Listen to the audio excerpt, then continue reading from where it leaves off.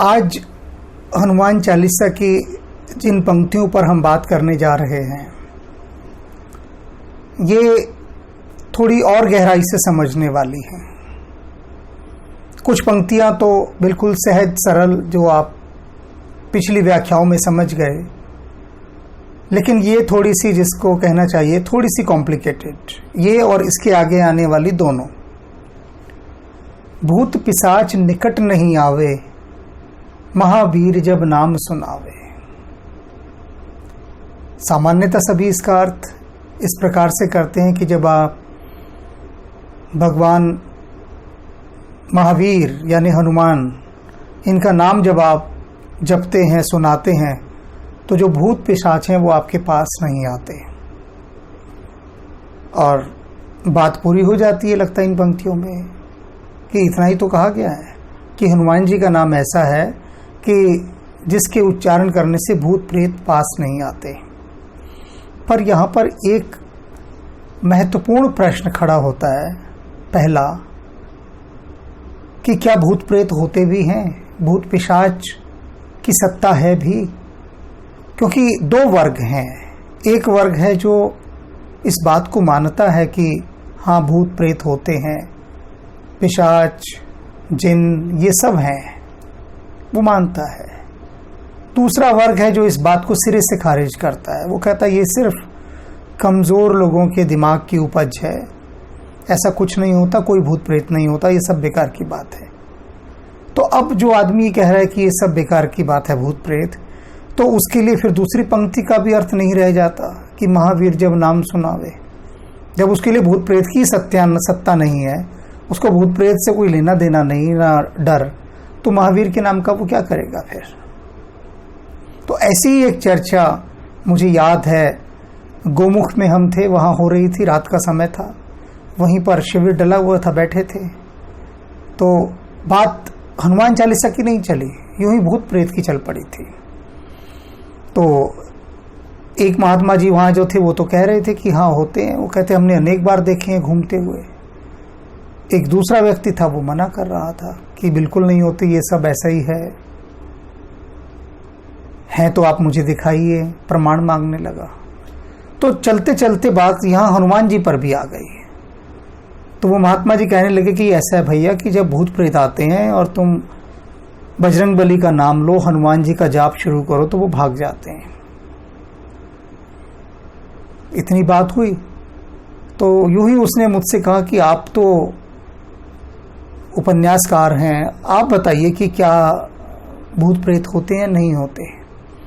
मैंने कहा उसकी बात हम बाद में करेंगे, पहले तो ये बताओ कि क्या आपको हनुमान जी का नाम जपने में कोई आपत्ति है, वहाँ विरोध है क्या? उन्होंने कहा नहीं, वहाँ मेरा कोई विरोध नहीं है। तो मैंने कहा सारी बात यहीं पर आ रही है ना, भूत प्रेत पर? वो बोले हाँ। तो मैंने कहा देखो ऐसा है कि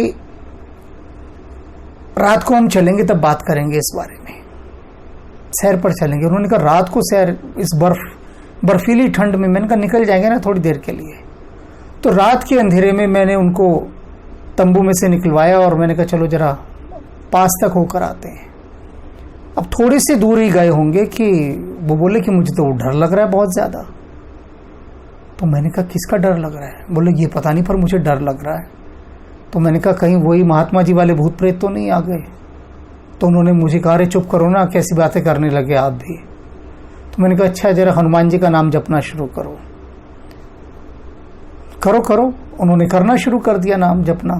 मैंने कहा अब कैसा लग रहा है? बोले हाँ, डर तो नहीं लग रहा।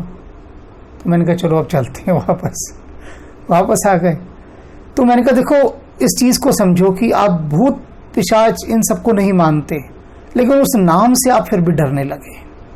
आपने वहाँ मुझे क्या कहा कि मत करो वो बात भूत प्रेत की वहाँ पर। क्यों? भूत पिशाच को जो नहीं मानते उनके लिए एक दूसरा शब्द है, वो है भय। आप जंगल में से गुजरते हैं रात को, डर जाते हैं। शहर की सुनसान सड़क पर आप आधी रात को निकल रहे हैं, आप डरना शुरू हो जाते हैं। तो वो डर ही तो सबसे बड़ा प्रेत है, डर ही तो पिशाच है, डर ही तो भूत है। भूत पिशाच ये सब किसका नाम है? भय का, डर का।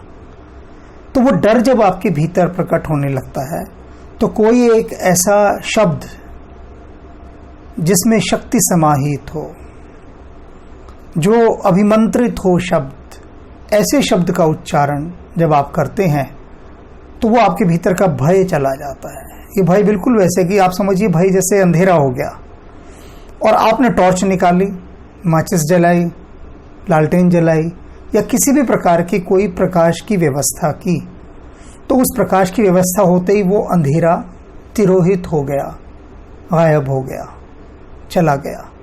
तो वो अंधेरा भूत प्रेत पिशाच हैं। और हनुमान जी का नाम जो है वो एक आधार है, शक्ति आधार।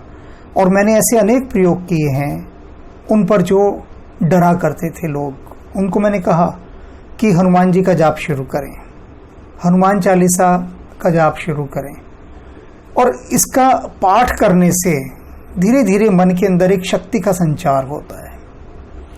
ये शब्द नहीं है, ये मंत्र हैं, ये शक्तियां हैं। और इन शक्तियों को जैसे जैसे आप अपने भीतर स्थान देना आरंभ करते हैं, इनके साथ जुड़ना आरंभ करते हैं, तो आपके भीतर भी शक्ति के स्रोत खुलने लगते हैं।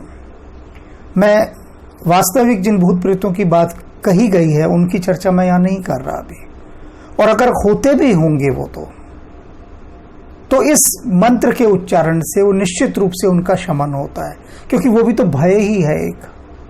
एक अगर मानकर भी हम चले कि कोई दूसरी सत्ता है जो किसी कारण से हमारे साथ कभी उसका मेल हो जाता है, तो उस मेल के निवारण की भी तो कोई औषधि होनी ही चाहिए ना। तो ये वो औषधि है। और इसलिए तुलसीदास जी ने स्पष्ट शब्दों में कहा है, भूत पिशाच निकट नहीं आवे, महावीर जब नाम सुनावे। आप न मेरी बात माने, न तुलसीदास जी की बात माने, आप अपनी बात माने। और जब कभी भी आप भय में हो, बहुत अधिक किसी ऐसे संकट में हो, तो हनुमान जी का नाम स्मरण करें बार बार। बिल्कुल स्पष्ट पंक्तियां हैं ना, को नहीं जानत है जग में कपि संकट मोचन नाम तिहारो। तो आप पाएंगे कि निरंतर हनुमान जी का जाप करने से आपके अंदर एक शक्ति का संचार हो रहा है। तो फिर देखिए, ऐसा अवसर कब आता है आपके जीवन में, जब आप भयभीत होंगे, तो इस प्रयोग को कीजिएगा। जय हनुमान। दो शब्द ईशान महेश के बारे में। ईशान जी हिंदी साहित्यकार हैं। इन्होंने भगवान राम और कृष्ण को आधार बनाकर आध्यात्मिक उपन्यास लिखे हैं और लिखते ही जा रहे हैं। इसके साथ साथ ये ध्यान योगी भी हैं, यानी मास्टर ऑफ मेडिटेशन। हिमालय के अनेक रहस्यमयी महायोगियों और सन्यासियों की शीतल छाया में इन्होंने ध्यान योग को प्रसाद रूप में पाया है और अपनी विभिन्न कार्यशालाओं तथा आध्यात्मिक उपन्यासों के माध्यम में से उस प्रसाद को जनमानस में बांट रहे हैं।